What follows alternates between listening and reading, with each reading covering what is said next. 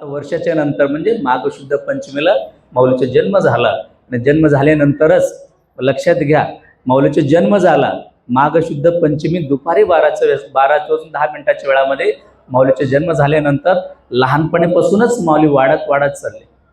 बघा त्या वेळातलं परिसर तुम्ही लक्षात आणा. सामाजिक, धार्मिक, शैक्षणिक त्या 1482 साल कसं होतं. मोगलांचं आक्रमण आपल्या भागात असताना त्यांना मनावा तसं पुरं कुठलंही चांगलं वातावरण त्यांना भेटत नव्हतं.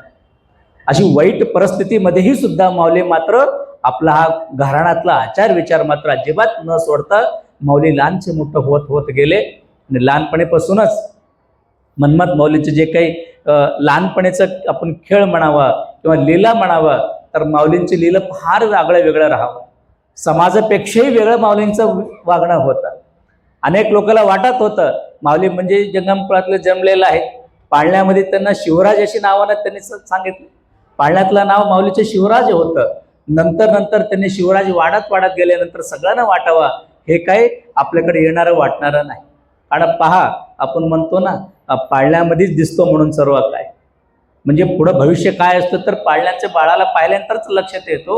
तसं माऊलीने मात्र लहानपणीपासूनच एक वेगळ्या पद्धतीनं समाज, संसार ह्याच्या पलीकडे त्यांनी वावरायचे प्रयत्न करत होते.